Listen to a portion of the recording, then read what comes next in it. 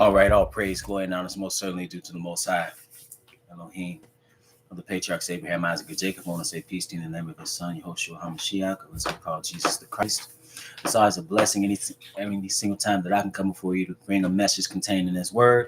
I never count that as a light thing, so I'm thankful. In today's message, I want to deal with what was going on with the fall of man. Okay, so we dealt with the punishment or the judgment that came forth after after they commune with Satan. So we dealt with what happened with Satan. We dealt with what happened with the woman, and and now we'll deal with what happened with the man. So let's pick it up in Genesis, the 3rd chapter, Genesis 3 and verse 17. Genesis 3 and verse 17 reads as follows: And unto Adam he said, Because thou hast hearkened unto the voice of thy wife, and hast eaten of the tree of which I commanded thee, saying, Thou shalt not eat of it. Cursed is the ground for thy sake, and sorrow shalt thou eat of it all the days of thy life. Okay, so now, first and foremost, the first problem, and this is the first lesson in the text. One thing that Adam did that was wrong, he went along with his wife. The Bible tells us that she was deceived, he was not. But he went along with her anyway, trying to please her and to capitulate to her, when you're, as a man, understand you had purpose and you had mitzvah, or you had commandment before you had a woman. He had those, so you couldn't, as a man, you should never degrade what the Lord has given unto you to do and be disobedient because you're trying to please a woman.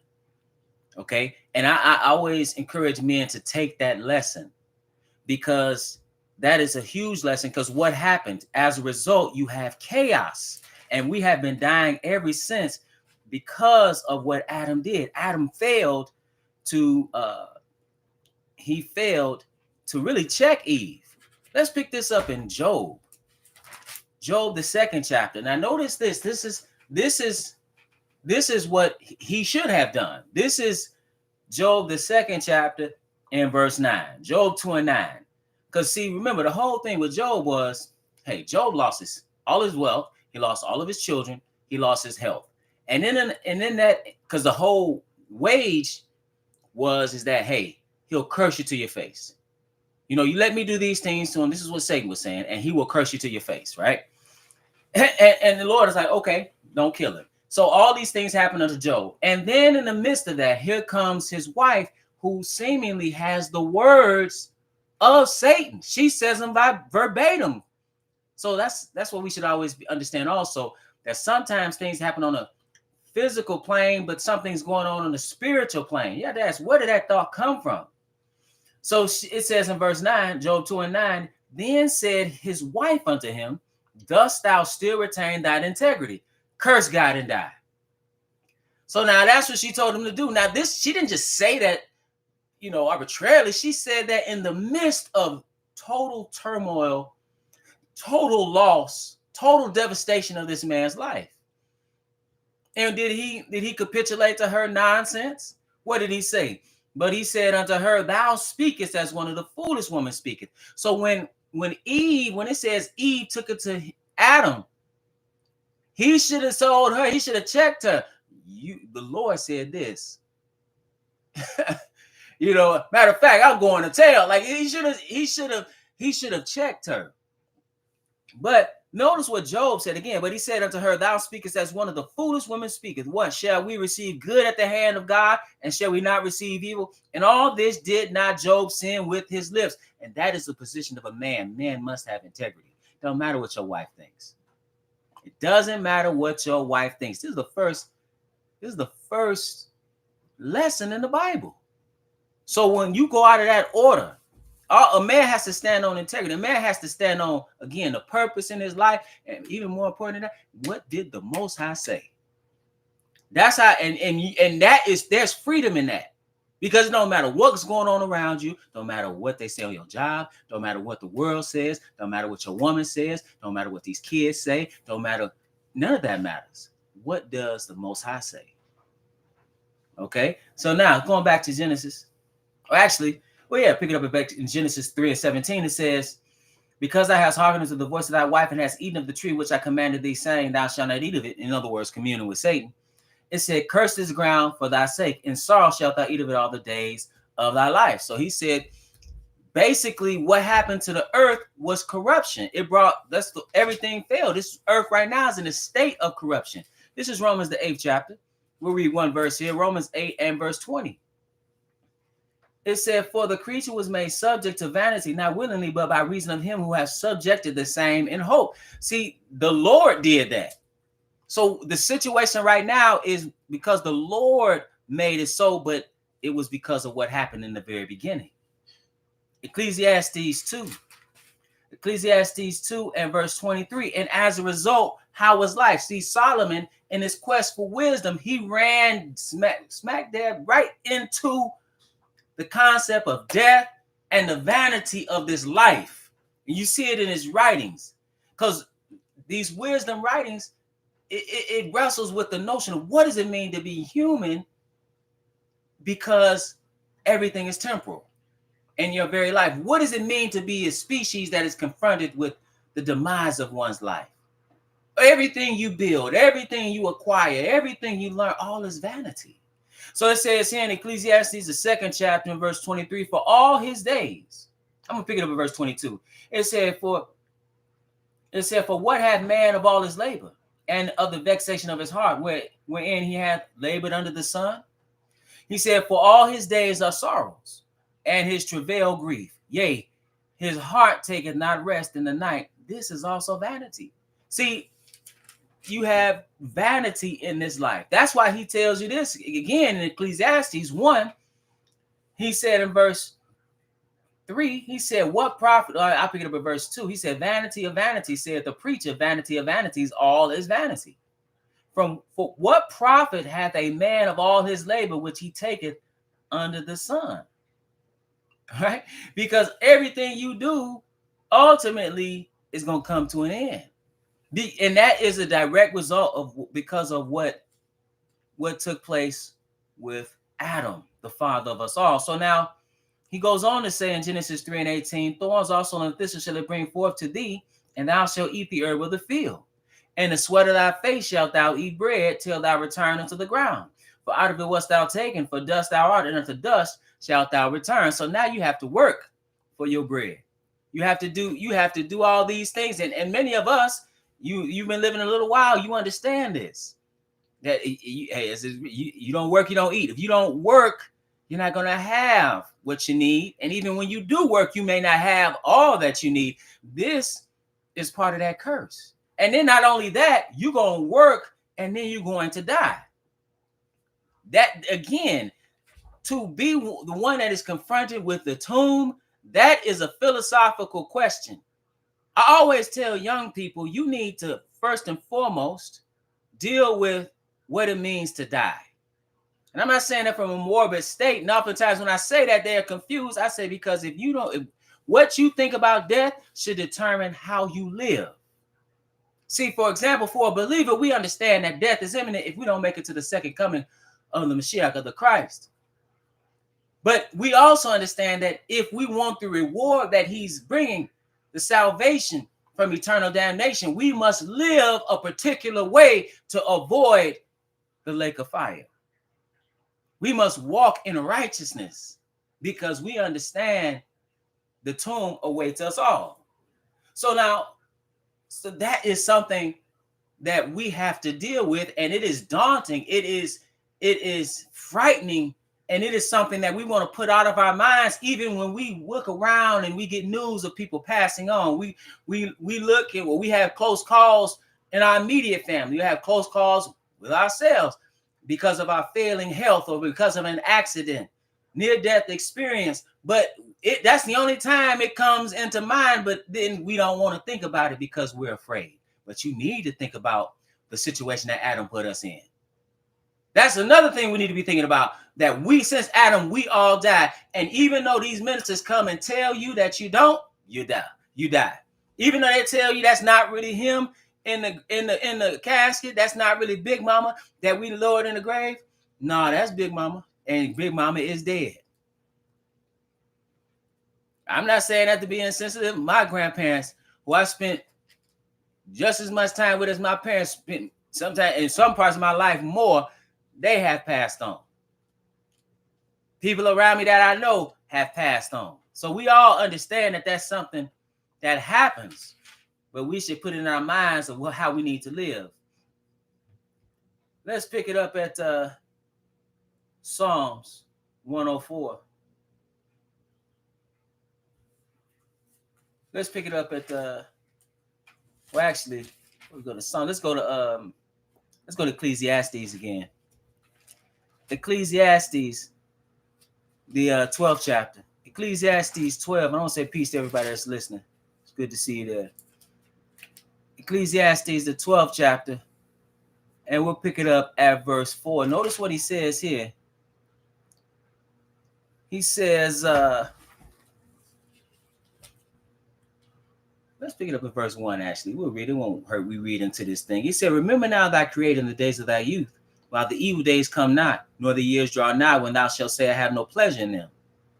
While the sun or the light or the moon or the stars be not darkened, or the clouds return after the rain. So this is a figurative way, a poetic way to describe the demise of the body. Okay, and he's telling you the best time for you to serve the Lord is in your youth, before the evil days. What are the evil days? The evil days are when you get older, and you start to lose your faculties. You start to lose your strength. You start to lose your life force. He says in verse 3, in the days when the keepers of a house shall tremble. What is that? That's talking about trembling hands. You've seen that sometimes when people of age that happens. He says, and the strong men shall bow themselves. That's talking about your knees. He says, and the grinders cease because they are few. Your teeth fall out of your mouth. People, people look at, sometimes as young people look at older people. You even see it in a lot of commercials, especially back in the day, where they would like mock older people. And not realizing, we all need to realize if you're not at that age yet, that you will be if you keep living. But he says, and those that look out of the windows be darkened. So what's that talking about? You lose your eyesight. He said, the doors be shut in the streets when the sound of the grinding is low. What is that referring to? That's your hearing. He said, he shall rise up at the voice of the bird, and all the daughters of music shall be brought low. And also, he goes on to say, also, when they shall be afraid of that which is high. So fear of heights. He says, and fear shall be in the way, and the almond tree shall flourish. The almond tree shall flourish, and that's talking about gray hair. Then it said, and the grasshopper shall be a burden. So now little tasks become burdensome. Then it says, and desire shall fail. You don't want to, you're not trying to be intimate like you once were. He said, and he says this, he said, because man goeth to his long home, and the mourners go about the streets. One book, you read the writings of Solomon if you want to see perspective on death. He goes on to say, I'm going to skip down a little bit in verse 7. He says, then shall the dust return to the earth as it was, and the spirit shall return unto God who gave it. Then he goes on to say, vanity of vanity, saith the preacher, all is vanity. Now he says, then shall the dust return to the earth as it was. What is he talking about? From dust thou art, and to dust shalt thou return. That's what he told man. But then he says something else. And the spirit shall return unto God who gave it. What does that mean? What spirit is that? With the Bible, you have to qualify the word spirit. And what he's talking about is the breath of life. Okay, just to show you that, let's go to Job real quick. Quickly, let's go to Job. We're almost finished, actually. Job 27 and verse 3. Verse 1. He says, moreover, Job continued his parable and said, as God liveth, who hath taken away my judgment, and the Almighty who hath vexed my soul. Now the soul is the body, nephesh in Hebrew. Okay, that's all it means. This idea that you have an immortal soul comes into Christian thought outside, not out of the Bible. It doesn't come in it. It comes into Christian thought via Greek philosophy. That's where you get this idea of immortal soul, that your soul has always existed. When you see the nephesh, that's the Hebrew word, that's a body. That's all that means. All right. Like animals, they have a soul. That's their body. Okay, in the Bible. So that's foreign to Hebraic thought in this text. But then it says, all the while my breath is in me, and the Spirit of God is in my nostrils. Spirit of God in your nostrils. what is that spirit? And the Lord God formed man of the dust of the ground and breathed into his nostrils the breath of life, and man became a living soul. That is the spirit, because spirit oftentimes in the Bible refers to things that you can't see. It can refer to angels. God is a spirit. Angels are spirit. The word is spirit. Your thoughts are spirit, and the breath of life is spirit.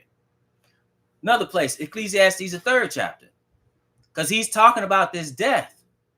He says this is 3 and verse 18. Solomon writes, I said in mine heart concerning the estate of the sons of men. He's talking about the condition of the human condition. He said that God might manifest them, and that they might see that they themselves are beasts. Now, why is he calling them beasts? We're not beasts. We have intellect, which really is what separates. That's one thing that separates us between man and between us and the animals, is our ability to reason. And of course, we're made in the image and the likeness of Elohim. We understand that. But one thing that we're just alike with beasts, he's going to continue. He says, for that which befalleth the sons of men befalleth beasts. In other words, what happens to us also happens to them. What is that?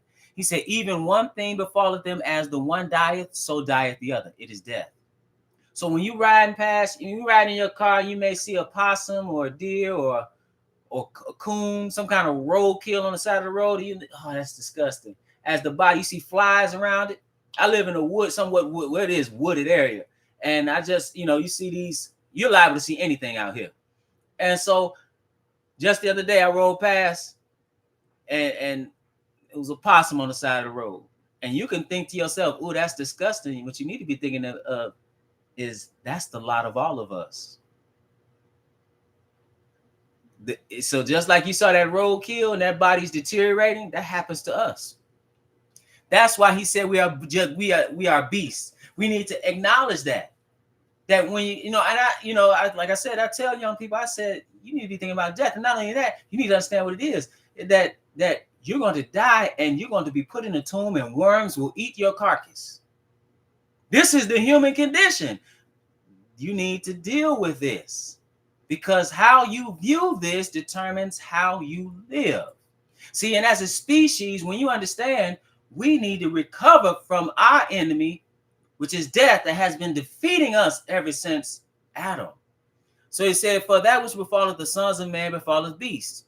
Even one thing befalleth them, as the one dieth, so dieth the other. Yea, they have all one breath, so that the man have no preeminence above a beast, for all is what? All is vanity. So now he talked about the breath. Then he says something. All go to one place, all are of the dust, and all turn to dust again. Right? From dust thou art, into dust shalt thou return. Then he says, who knoweth the spirit of man that goeth upward, and the spirit of the beast that goeth downward to the earth? What spirit is that? That's talking about the breath of life. He's just making a distinction that the man walks uprightly, and the beast walks on all fours, and his spirit or breath is up, and the beast is down. But guess what? They both die. Let's go back to Genesis and pick it up at Genesis, the 5th chapter. Actually, let's pick it up at Genesis 2 and verse 17. Genesis 2 and verse 17, because I want to pick this up again, because he told him the commandment that he gave him. He told him, it says in verse 16, the Lord God commanded the man, saying, of every tree of the garden thou mayest freely eat, but of the tree of the knowledge of good and evil thou shalt not eat of it, for in the day that thou eatest thereof thou shalt surely die. Okay, and he broke that. He transgressed that commandment. But we understand that he went on to live. Which seems like a contradiction on the surface in Genesis 5. That's why you need a teacher, because if you try to tackle this book, you won't understand what it is. As the Ethiopian eunuch said when Philip asked him, dost thou understand what thou readest? He said, how can I accept some man should guide me? A simple thing like this could get you all tripped up. He told him he was going to die in that day, but then he went on to live longer than that day. Matter of fact, let's pick it up at Genesis 5 and verse 5. It says, and all the days that Adam lived were 930 years, and he died. Wait a minute. I thought he was going to die in that day. In the day that thou eatest thereof, thou shalt surely die. Something's not right on the surface. Superficial understanding means this is a contradiction. You go on to read this genealogy of Adam's descendants. You see the longest living one on record, it says Methuselah. And verse 27, and all the days of Methuselah were 969 years, and he died. So now wait a minute. Adam lived 930 years. Methuselah, you've probably heard of that as an allusion in maybe literature or something else, because that means when people say Methuselah, that means a long time. Somebody that's lived a long time, or is referring to age. But then, how could this be the case? Is the Lord not being truthful? We know that that's not the case. So what is it? Well, let's go to 2 Peter, and this is it. 2 Peter, the 3rd chapter. 2 Peter, the 3rd chapter. Matter of fact, I want to go to another place after this. 2 Peter, the 3rd chapter. Let's pick it up at verse 8. One verse. He says, the Apostle Peter said, but beloved, be not ignorant of this one thing, that one day is with the Lord as 1,000 years, and 1,000 years as one day. So he's an eternal being. He inhabits eternity. So a day to him is 1,000 years, and man did not make it out of that day. That's why he died, and he didn't make it to 1,000 years. He made it to 930. That's why Methuselah, although he lived to 969 years, he did not make it out of that day. You keep reading, you find out that the Lord cut man's lifespan. Last place. I know I said that was the last place. It's a good thing I didn't promise you anything. This is 1 Corinthians, the 15th chapter. Because see, what Adam did, like I said, we need to understand death. Because what Adam did brought death upon us all. So how do we get out of this situation? This is key. We need to figure this out before we enter into that tomb. This is 1 Corinthians, the 15th chapter, and verse 20. Because this is our way out. It says, but now is Christ risen from the dead and become the first fruits of them that slept. So our Mashiach, our Messiah, the Christ, is the first begotten of the dead. He is our first fruits. He is symbolized in the Feast of First Fruits, in the first fruits that are waved and had to be accepted. He had to be accepted before the Father. He is our first fruits. He's the first begotten of the dead. So again, it says, but now is Christ risen from the dead and become the first fruits of them that slept. It said, for since by man came death. Who is that man? That's talking about Adam. It said, for since by man came death, he said, by man came also the resurrection of the dead. Who is that? That's the Mashiach. That's Christ. He said, for as in Adam all died, we've been dying ever since. He said, even so in Christ shall all be made alive. So you want eternal life, you have to look to him. You have to figure this thing out, because death is approaching. He said, for as in Adam all died, even so in Christ shall all be made alive. He said, well, what's the order? But every man in his own order.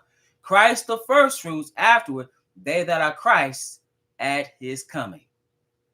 And that's talking about the first resurrection. So, we don't understand that man is born of woman is a few days and full of trouble. We understand that this man, he's going back to the dust. But the question is, because of what Adam did, the question is how you going to get out of it. We're going to continue to deal with what took place in the garden, because so much is shown unto us, even pertaining to the gospel, in the Bereshith, or in the beginning of the book. And with that, brothers and sisters, I want to say peace to everybody that's on here. It's a blessing to see Brother Daniel on here. It's good to see you, brother.